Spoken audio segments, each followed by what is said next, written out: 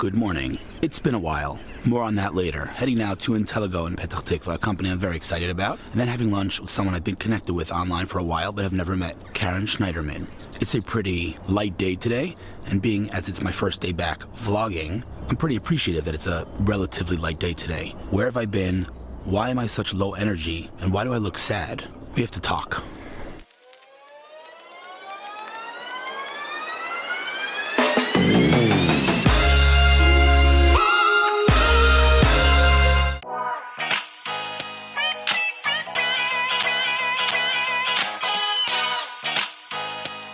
Petah Tikva.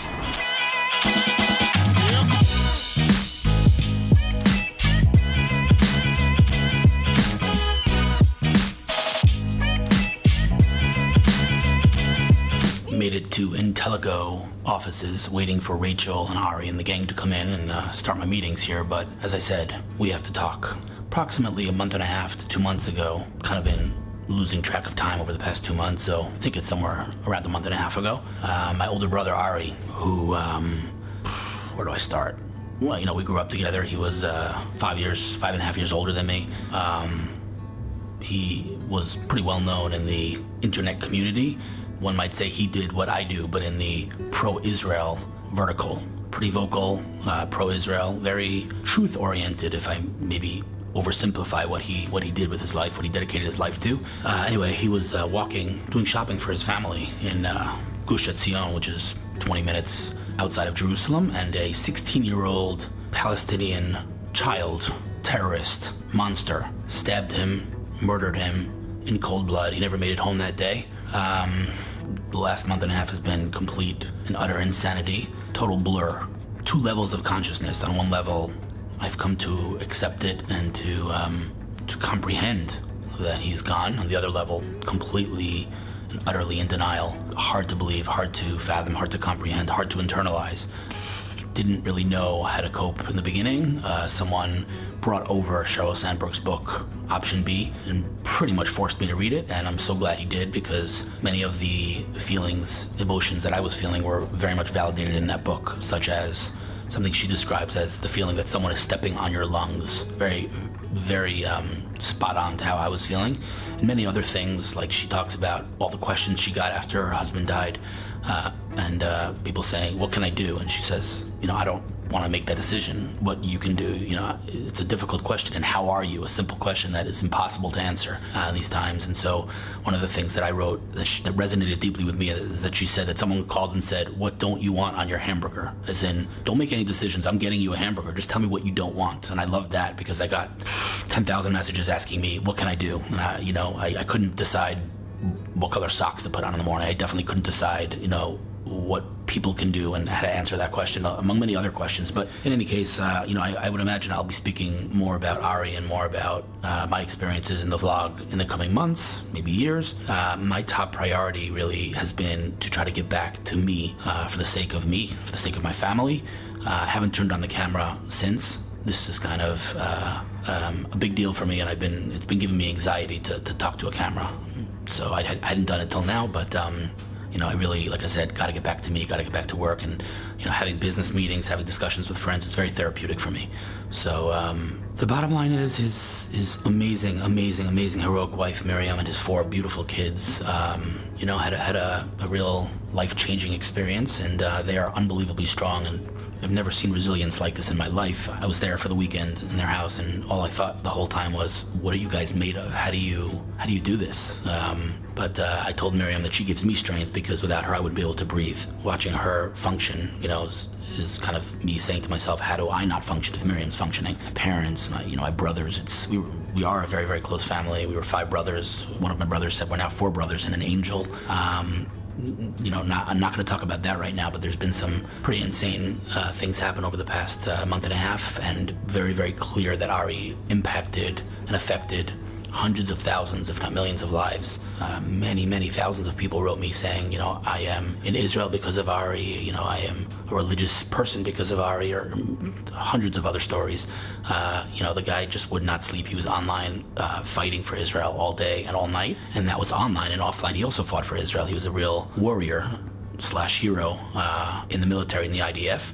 tomorrow, actually, the state of Israel is declaring him an official hero and giving him, ot gvura in Hebrew. I don't know how to translate it in English, but basically declaring that he was a hero because in his last moments, this cowardly 16-year-old Palestinian kid stabbed him from behind, and instead of doing what most humans would do and falling down because he got him in a main artery and he really had no blood left in his, pumping into his heart. He ran after him. He ran 60 meters, chased this guy down, and the guy was running with a 20-centimeter blade and going after the next victim. And Ari, in his last breaths, literally last breaths, chased him down, jumped over a wall, got into shooting position and took him down. He didn't kill him. He's now in prison, awaiting sentencing. But that was the last thing he did. He saved lives, and so he lived as a hero, as I said, and died as a hero. And it's been a wild month. And so I know you're here to talk about and to hear about tech, and so I don't want to talk about this too much. But it was important for me to tell you where I've been for the past 2 months, and why I might be a little bit lower energy than I have previously been in my other vlogs. So that's the reason. Very much still mourning,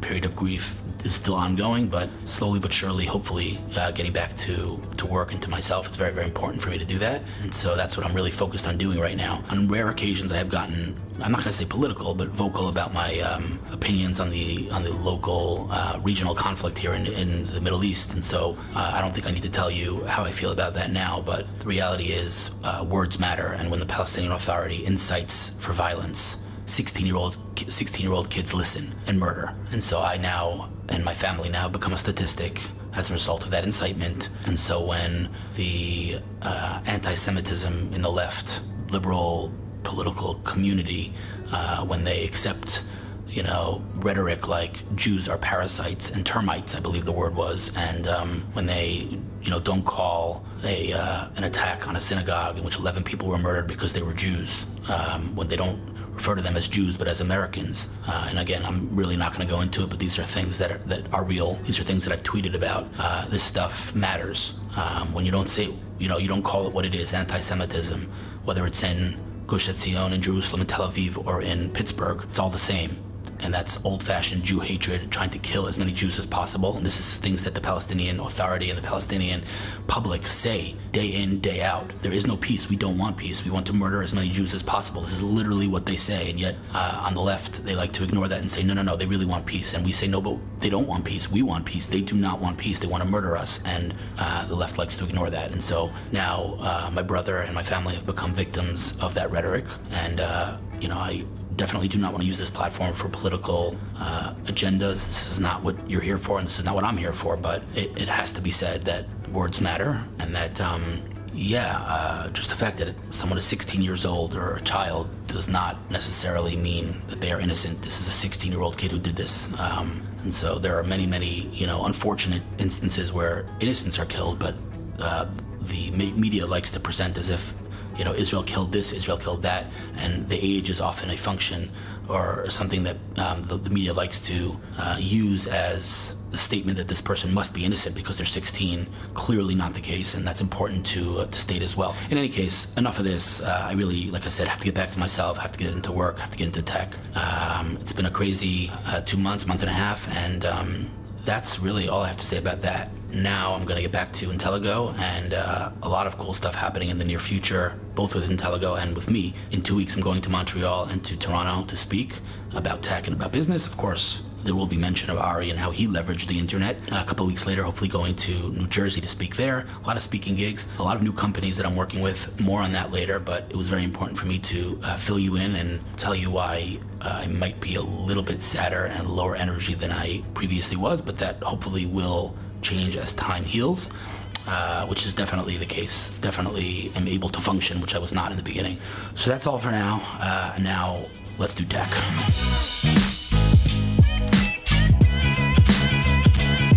As always, a very, very productive few hours at Intelligo. A lot is happening with that company. What they do is AI-powered background checks. So you can go check out Intelligo.ai. Been advising them for a while, pretty actively. Big fan of Shlomo, the CEO, and Nadav and Donna, the founders. Amazing people. That's really, first and foremost, what I love about this company. But it's a very interesting space because background checks are done like it's 1981. You're sending me a name, I'm giving you a 500-page document 3 months later. So that's obviously not very effective. These guys do it in a few hours, and they work with some of the biggest names in the financial, HR, and government spaces. Big fan. Now heading to Tel Aviv to Meatos, and then a couple of more meetings this afternoon at home. First day back vlogging, came from Intelligo, had a ridiculous steak here at Meatos, and one of the more interesting meetings I've had in a long time. I think that's, so far, this is just fact. So far. From the way that this came to be, to the incredible gift that you brought, which I don't know if you want me to get on camera, I don't have to just your story, which is really, I think, unique. Let's start from the beginning, all right? Who are you? What's your name? My name is Karin. I'm 26 years old. There, it's unique right there. That's already unique. No, I'm serious. Like, the amount that you've done already at the age of 26. They don't know yet. We're gonna get there, but I'm just saying the fact that you're 26 already is interesting. Okay, so let's start not from as far back as we started when we met, but when we talked, because we started all the way back, but start with, let's say, the beginning of your career. So I founded Lambda. Lambda, which is a financial counseling center. I want to look at, I've lost my touch with vlogging, I have to look at you. Okay, yeah. Okay, Lambda, yes. Lambda, which is a financial counseling center for household, assisting families in financial hardship. Which I need desperately, not the hardship part, but just management of finances. I stink at it. Sorry for interrupting all the time, because I just find this very fascinating. How old were you when you did this? 22. How did you know financial management when you were 22? I didn't. I moved out of my parents' house and didn't know anything about house management and financial management. And I told myself, if I don't know, then perhaps many other... No, not nobody. Right. A lot of people don't know. A lot of people don't know that. Okay. What were you studying? I studied at the College of Management Academic Studies in Rishon, and I just pitched the idea to my dean. And it took me quite a while to convince him. You were 22 years old. So I want to pause on that point for 1 second. Not many 22-year-old students are pitching their dean on anything. No, but I'm serious, because this is an important point, right? I speak to startups and entrepreneurs all the time, even employees at startups, and I say one word: initiative. Initiative. Don't sit around waiting for things to happen. Get up and get done. Get stuff done, right? As Microsoft's tagline, get done. So you were 22 years old, and you're like, there is a pain point. I mean, in our world now, you're now in our world. Now I understand the terminology. Right. No, I'm saying pain point. We talk about pain points, but you were 22 years old. You said, if I'm studying what I'm studying, I don't know financial management. I'm sure many other people don't know it. You got to do something about that. So you pitched your dean on this program. Okay, what happened next? And after a really long time, because it took me almost 1 year to convince him that there is a pain, that there is a need, and that we can do it. You got initiative, we got persistence. Two good qualities, yes. He finally agreed, and we just started working on it, and today it's the 4th year that Lambda is active. Incredible. And this is is it a program within the college? Yes. Okay, so it's for students to learn. Yes. And then you also you saw that students at college level already, it's hard for them to relearn habits, so you went to high school and you learned that. Yes, I saw that after our first year, it was hard to, teach old dog new tricks. Yes. So we decided that we should teach younger students, middle school, the basics. So you said instead of giving students the end result, you said let them go do the fishing themselves and figure it out themselves and get their hands dirty. Yes, and learning the basics, because when I worked with the families that we help, it was a bit too little, too late. So we decided to go back, teach basics, and teach middle school kids. Unbelievable. Okay, so now this is the 4th year. Yes. Okay, but you're not involved anymore, are you? No. No. Not anymore. What happened next? Afterwards, I joined Playtika as an account manager. Playtika is one of the world's largest correct me if I'm wrong, online casino game companies. Social gaming. Social. Is that what they call themselves? But it is online casino. No, it's not online casino because you can't gamble real money. Yes. But you can buy coins, but you can't redeem them. Right. Okay, fine. So it's social gaming. Do you know what kind of car? It was sold for Twice. Last time for 4.4 billion. Do you have equity? No. Okay. Unfortunately, I One don't question play. though, do you know what the CEO of Playtika drives? You know what kind of car he drives? A very expensive one. That is an understatement. An Aston Martin DB9. It is my favorite automobile on the planet. So I saw it parked in the parking lot. I couldn't control the drool that was coming out of my mouth. Okay, fine. So I might have actually been in the office when you worked there. I was there a couple of times. I had an old friend that worked there. Okay, cool. Playtika. After that, you were there. You weren't there for that long, right? About a year. Oh, okay, yes. cool. Yeah. And then I joined the 800 EISB Acceleration program. Okay, so a little context here. Approximately every single meeting that I have with an entrepreneur starts with the following words. I was in 8200. 8200 is the tech unit in the IDF, the Israeli Defense Forces, and it's where many of these entrepreneurs learn their technical skills and then take them and build, all these companies that you guys meet. So they have many different programs, accelerators. They have the social one, and they have the EISP. And the hybrid. And the hybrid, which is Palestinians and Jews, Yes. which is super cool. Eitan runs it? Ron. No, Eitan was the managing director, and now Ron. So I spoke when Eitan was the managing director. Okay, so Ron who? Ron Aviv. Okay, don't know. All right, so you should. Okay, I should have a long list of people that you talked about today that I need to meet. But so you were at the EISB Accelerator, Yes. which just give me like the elevator pitch of what it is.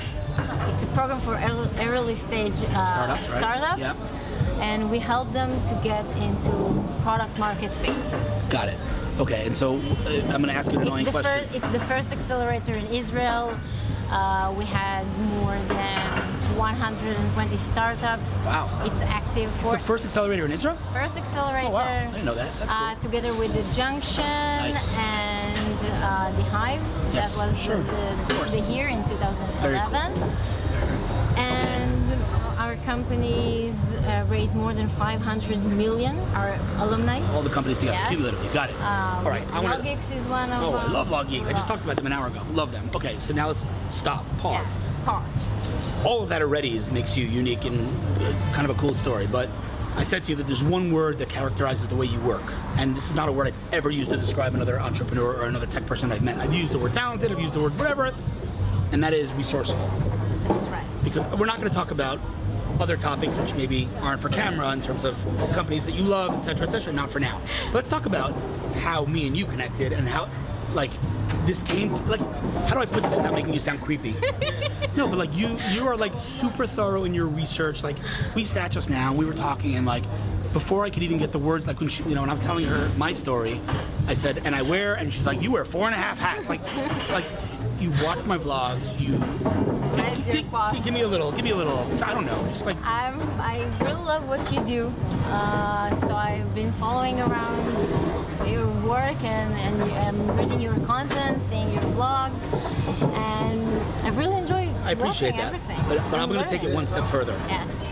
I'm saying this because I think it's again unique. I think many people watch the vlog, many people read my content, but you don't read it on a superficial level. You read it, and like you said, you learn from it, you internalize it, you implement it.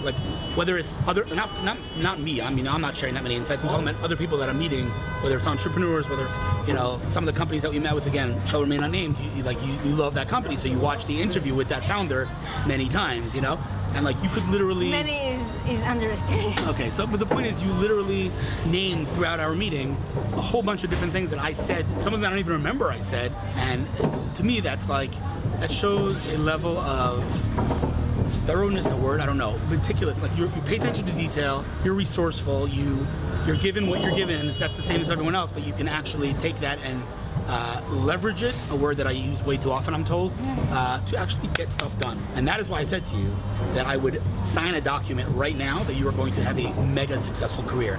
And when that happens, Don't forget the little one. that too. She knows what I'm going to say. I wasn't going to say that, but that's funny that you just said that. I wasn't going to say that. What I was going to say is, when you're mega successful, we're going to look back at this interview and I'm going to say to you, remember you didn't want to go on camera and I twisted your arm? Now look at you. You're a multi-billionaire. I'm the first person to ever interview you on camera. And that's why it was important for me to get you on camera, because I think, honestly, you have a very, very successful career ahead of yourself. And I think, you're doing cool stuff now also. You're figuring out what's next. But the point is, you make stuff happen, and that's super cool. We're going to make stuff happen. Again, remain unnamed right now in terms of what you want to do with yourself.